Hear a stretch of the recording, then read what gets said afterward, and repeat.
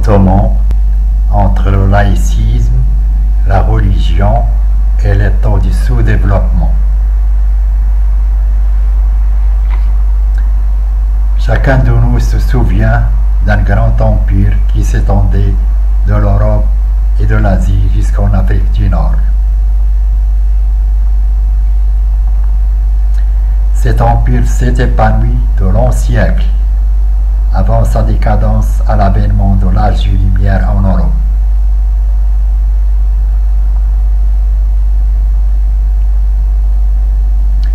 De nombreuses batailles entre l'Empire et l'Église ont eu lieu pour mettre fin à ce que les papes considéraient comme hégémonie et orgueil du sultan ottoman.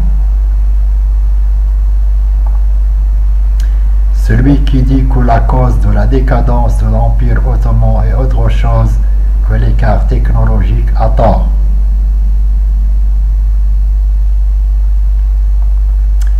En effet, dans la dernière bataille décisive entre la flotte ottomane et la flotte des papes de Rome, les vaisseaux ottomans étaient des grands navires d'une vieille technologie, alors que les vaisseaux de l'Église étaient de petits navires, de petits bateaux, d'une technologie de pointe, dotés de canaux et qui peuvent faire des mouvements libres au moment des tirs.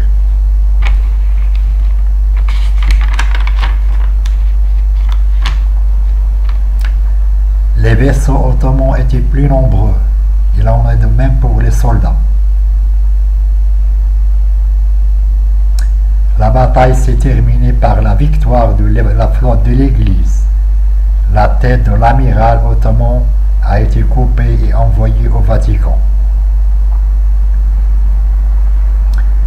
L'écart technologique est donc la cause de la chute de l'Empire ottoman sans doute, comme il découle de cet exemple historique. Source: Al Jazeera documentaire.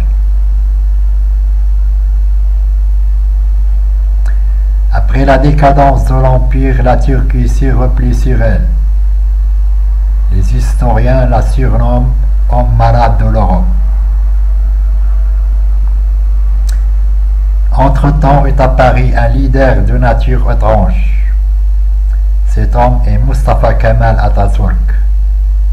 Il s'est surnommé Atatürk, qui signifie père des Turcs. Cet homme a fait un diagnostic de la Turquie. Il lui a ordonné une ordonnance étrange.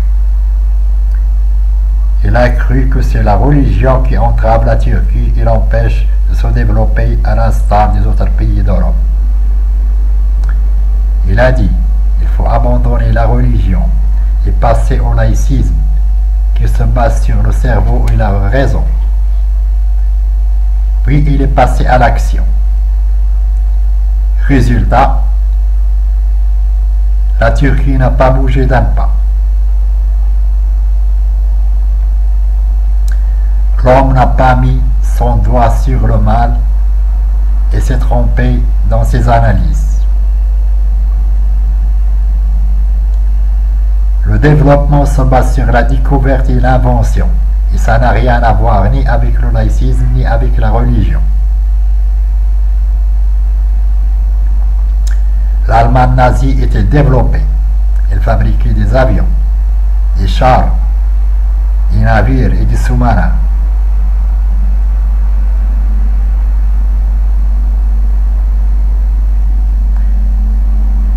Les pays d'Europe, tout en étant athées.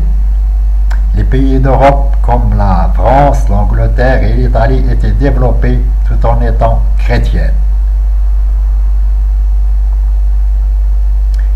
Le développement de l'Europe est le résultat d'un grand panier d'inventeurs, d'inventions et de découvertes de savants surdoués. Parce que l'invention s'impose. Quand on a découvert la machine à coudre, il était nécessaire d'en doter les gens. Pour parer au manque de productivité de la couture traditionnelle manuelle. Il en est de même pour l'apparition de la moissonneuse-batteuse.